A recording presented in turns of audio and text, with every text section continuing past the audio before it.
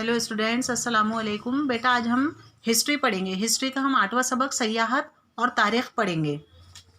अभी तक हमने तारीख़ और दीगर उसी से ताल्लुक़ रखने वाले अलग अलग मज़ामीन के बारे में देखा है ना। कहीं पर हमने खेल के बारे में देखा, कहीं पर हमने तारीख़ को किस तरह से इतलाक़ किया जाता है, इन्हें अप्लाइड हिस्ट्री के बारे में देखा, अलग अलग तारीख़ के फ़नून के बारे में देखा। तो तारीख़ इंसान की ज़िंदगी के लिए क्यों ज़रूरी है। अब यहाँ पर हमारा जो टॉपिक है वो है सयाहत और तारीख़। सयाहत का मतलब क्या होता है? टूरिज़्म। इंग्लिश में हम इसे क्या कहते हैं? टूरिज़्म। अब सयाहत कैसे बना है बेटा? सयाह से। सयाह का मतलब क्या होता है? टूरिस्ट, है ना। सयाह यानी घूमने फिरने वाला। किसी ख़ास मकसद को लेकर एक जगह से दूसरी जगह जब सफ़र किया जाता है तो उसे सयाहत कहा जाता है। वो सफ़र करने वाला शख्स सयाह कहलाता है। तो आज का हमारा जो टॉपिक है वो है सयाहत और तारीख़। पहले हम किताब में से ही देखेंगे, कुछ इसमें पॉइंट्स दिए हुए हैं। इन तमाम पॉइंट्स को हम यहाँ पर पढ़ेंगे। जैसे पहला दिया हुआ है सयाहत की रिवायत। रिवायत का मतलब क्या होता है? चलन। कब से सयाहत की शुरुआत हुई? जैसे हमने पहला सबक और दूसरे सबक में देखा था कि तारीख़ और मगरिबी रिवायत, तारीख़ और मशरिक़ी रिवायत पढ़ा था ना हमने, आपको याद आ गया होगा। तो वैसे ही सयाहत की रिवायत यानी सयाहत की शुरुआत कब से हुई। अपने मुल्क में सयाहत की रिवायत कदीम ज़माने से मौजूद है। कौन से मुल्क की बात हो रही है? हमारे मुल्क की बात हो रही है कि हमारे मुल्क में सयाहत कदीम ज़माने से चली आ रही है। मजहबी मकामात की सैर, मेलों की सैर, हुसूल इल्म के लिए दूर दराज इलाक़ों का सफ़र, तिजारती सफ़र वग़ैरह के ज़मन में पहले ज़माने में लोग सयाहत पर निकलते थे। मुख्तसरन ये कि इंसान को कदीम ज़माने से ही सफ़र करना पसंद है। क्या बताया जा रहा है कि हमारा मुल्क ऐसा मुल्क है जहाँ पर के सयाहत की रिवायत कदीम ज़माने से ही ताल्लुक़ रखती है। उस ज़माने में भले ही सफ़र करने के जो ज़राए होंगे वो तरक्की याफ्ता नहीं थे, लेकिन इसके बावजूद भी लोग सफ़र किया करते थे। घोड़ों के ऊपर बैठकर, पैदल, इस तरह से लोग सफ़र किया करते थे। टोलियों की शक्ल में एक जगह से दूसरी जगह जाते थे। अब सफ़र क्यों किया करते थे, सयाहत क्यों होती थी, उसकी वजह बताई गई है।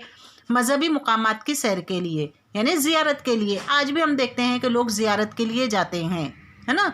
चाहे हिंदू हो, मुसलमान हो, सिख हो, ईसाई हो, हर कोई अपने अपने मज़हब की ज़ियारत के लिए, जहाँ जहाँ पर भी उनके मजहबी मुकामात हैं उनकी ज़ियारत के लिए जाया जाता है। मेलों की सैर, अलग अलग जगह मेले लगते हैं तो उनकी सैर के लिए भी जाया जाता है। अब ये जितनी भी सयाहत है ये ज़रूरी नहीं है कि एक मुकाम से दूसरा मुकाम। एक मुकाम से दूसरा मुकाम का मतलब क्या है कि वो मुकाम जो है वो शहर में भी हो सकता है, एक इलाके में भी हो सकता है, एक मुल्क में भी हो सकता है और एक मुल्क से दूसरे मुल्क में भी हो सकता है। ठीक है, समझ में आ गया आपको। तो मजहबी मुकामात की सैर के लिए, मेलों की सैर के लिए, तालीम हासिल करने के लिए, तिजारत के लिए लोग एक जगह से दूसरी जगह जाया करते थे। हमें पता है कि जब महकमा आसार कदीमा ने खुदाई की तो खुदाई के दौरान, मैं तो मिसाल हड़प्पा मोहनजोदारो की आपको देती आई हूँ, अभी भी मैं आपको वही मिसाल दूंगी। हमने इससे पहले भी पढ़ा है कि गुड़ियाँ वगैरह जो थी वो हासिल हुई थी, है ना। याद आया आपको? इससे पहले के जो सबक थे उसमें हमने देखा था कि खुदाई के दौरान गुड़िया हासिल हुई। वो गुड़िया किस तरह की थी? लकड़ी की गुड़िया थी, कठपुतली, है ना। ये चीज़ हम पढ़ चुके हैं। तो वैसे ही उस ज़माने में कुछ मोहरें भी मिली थी और वो मोहरें भारत की ना होते हुए दीगर मुल्क की थी, शाम की थी, इराक की थी, जिससे ये जाहिर होता है कि हमारा मुल्क दीगर मुल्कों के साथ तिजारत किया करता है। मतलब यहाँ की जो तहजीब थी वो दीगर मुल्कों के साथ तिजारत किया करती थी। अब वो तिजारत उस ज़माने में एरोप्लेन के ज़रिए तो नहीं होती होगी, ना ही रेलगाड़ी के ज़रिए होती होगी। जो भी उस वक्त ज़राए मौजूद होंगे उन ज़रायों के ज़रिए तिजारत हुआ करती थी। लोग जो है वो पैदल ही चलते होंगे। ठीक है, तो अब हमें ये भी समझ में आ गया कि हमारे मुल्क में सयाहत की रिवायत क्यों कदीम ज़माने से है। ठीक है, अब आगे इसमें एक पॉइंट दिया हुआ है। अब इसकी तारीफ बताई गई है कि किसी ख़ास मकसद के तहत किसी दूर दराज के मुकाम की सैर के लिए इख्तियार किए गए सफ़र को सयाहत कहते हैं। किसी ख़ास मकसद को लेकर जब लोग एक जगह से दूसरी जगह सफ़र करते हैं तो उस सफ़र को सयाहत कहा जाता है। यहाँ पर बौद्ध मज़हब किस तरह से फैला। चीन से सयाह आए, उन्होंने भारत के कौन कौन से स्वामी थे उन लोगों के साथ भी उनकी मुलाकात हुई। उसके अलावा उन्होंने जो यहाँ के स्वामी थे उन लोगों ने भी अपनी सयाहत के ज़रिए मुल्क भर में तबलीग की, अपने मज़हब को फैलाया, और वैसे ही चीनी सयाहों ने भी भारत में आकर बौद्ध मज़हब की तबलीग की। तो अब हमारा ये पॉइंट क्लियर हुआ। आगे यहाँ पर आपको अगला पॉइंट बताया गया है कि क्या आप ये जानते हैं, मतलब ये कि दुनिया के पहले जब कौन कौन से ऐसे सयाह थे जो भारत, मतलब ऐसे कौन कौन से सयाह थे जिनकी वजह से सयाहत को फ़रोग़ हासिल हुआ। जैसे अब उसी चीज़ को हम यहाँ पर देखेंगे अगर, तो यहाँ पर कुछ सयाहों के बारे में बताया गया है, जिनमें के एक सिर्फ ये ऐसे हैं जो कि यूरोप के सयाह नहीं हैं। बेंजामिन ट्यूडेला जो कि स्पेन के थे, मार्को पोलो इटली के, इब्ने बतूता मराकश के यानी मोरक्को, उसके बाद गियाहार्ट मैक्टियर जो कि नीदरलैंड के थे। स्पेन ये भी यूरोप में है। ये देखो, ये नक्शा है यहाँ पर यूरोप का, इसमें हम देख सकते हैं स्पेन को, ये यहाँ पर स्पेन है, ठीक है। तो इस जगह के बेंजामिन ट्यूडेला थे। उसके बाद मार्को पोलो का बताया गया है कि ये इटली के थे, ये है इटली मुल्क, यहाँ के मार्को पोलो थे। उसके बाद तीसरा नाम दिया हुआ है गियाहार्ट मैक्टियर जो कि नीदरलैंड के थे, ये यहाँ पर नीदरलैंड है, ये यहाँ पर इस जगह पर हमको नीदरलैंड दिखाई दे रहा है, तो यहाँ के थे मैक्टियर। उसके बाद एक और अभी हमने चौथा नाम देखा था जो जिनका नाम था इब्ने बतूता, तो वो ये यहाँ के मोरक्को, ये है अफ्रीका बेटा, ये अफ्रीका का नक्शा है, और उसके ऊपर ही यहाँ पे ये यूरोप है, ये वर्ल्ड का मैप है, ठीक है, ये समझ में आया आपको, ये वर्ल्ड का मैप है। ये वाला मैप जो है ये यूरोप के बारे में है, इसलिए हमें इसमें यहाँ पे हर चीज़ जो है वो क्लियर हर मुल्क दिखाई दे रहा है। यहाँ पर हमें उतनी क्लियरेंस जो है नहीं दिखाई दे रही है, लेकिन फिर भी हम समझ सकते हैं इनको देखिए, नक्शे को देखकर कि यहाँ पे मोरक्को है जो कि जहाँ के इब्ने बतूता थे।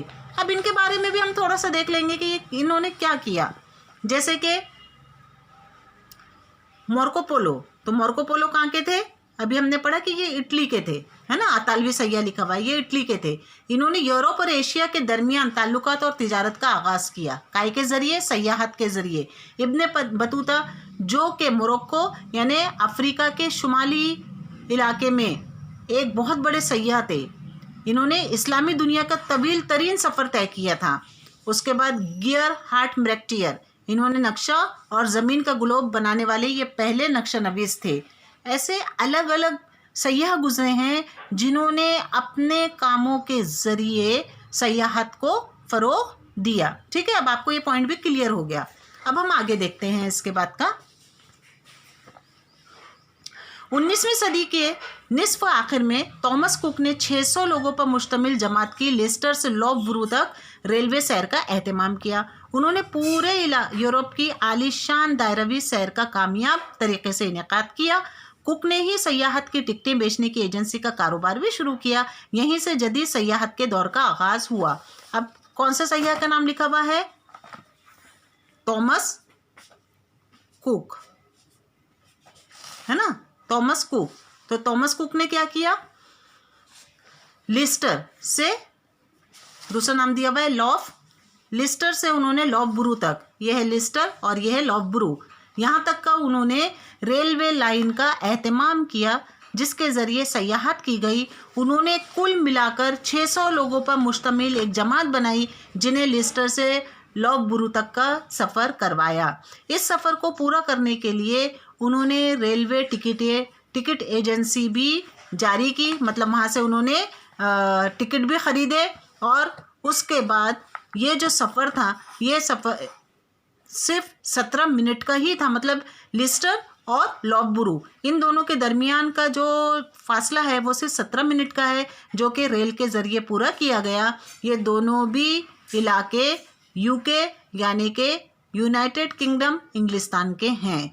तो आपका ये पॉइंट भी क्लियर हो गया। और तभी से यानी थॉमस कुक के ज़माने से ही जदीद सयाहत की शुरुआत हुई। जदीद सयाहत की शुरुआत का मतलब क्या हुआ कि सयाहत में नए तरीके को अपनाया गया। यहाँ पे कौन सा नया तरीका अपनाया गया था, रेलवे का, है ना, रेलवे सैर का एहतमाम किया।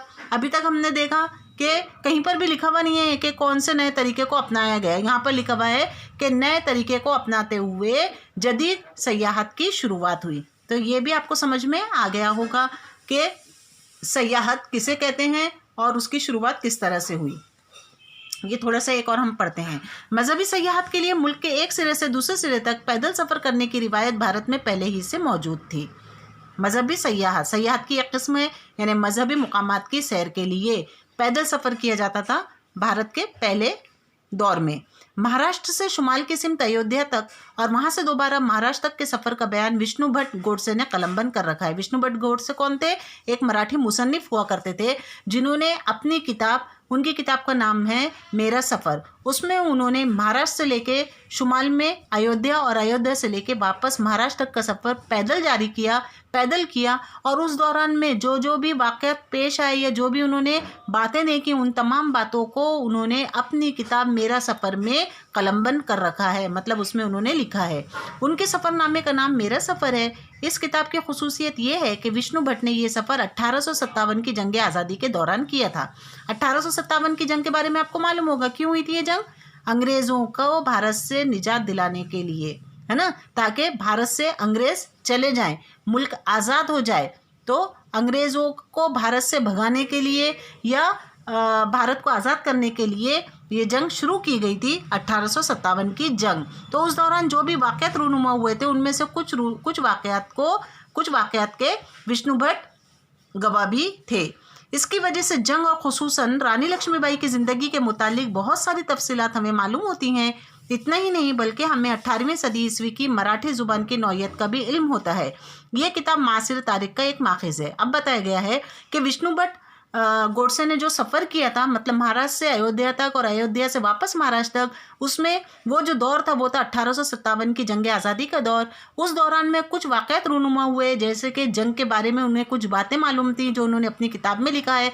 रानी लक्ष्मीबाई की ज़िंदगी के मुतालिक भी उन्होंने अपनी किताब में लिखा है। और 18वीं सदी ईस्वी में मराठी ज़ुबान की नौयत किस तरह की थी, किस तरह के अल्फाज का इस्तेमाल होता था, कैसे ज़ुबान बोली जाती थी, उन तमाम बातों का जिक्र भी मेरा सफ़र, जो कि विष्णु भट्ट गोडसे ने लिखा है, उसमें पता चलता है। इसीलिए ये किताब आज की तारीख के लिए एक बेहतरीन माखिज़ है। हम अभी तक पढ़ते आ रहे हैं कि माखिज़ के ज़रिए ही, चाहे वो माखिज़ दस्तावेज़ात की शक्ल में हो, मोहरों की शक्ल में हो, बाक़ियात की शक्ल में हो या कोई भी शक्ल में हो, उसी से तारीख़ का, पुरानी तारीख़ किस तरह की थी उसका पता चलता है। तो अब हमने यहाँ तक का पढ़ लिया। नेक्स्ट जो है वो हम अगले वीडियो में देखेंगे। अल्लाह हाफिज़।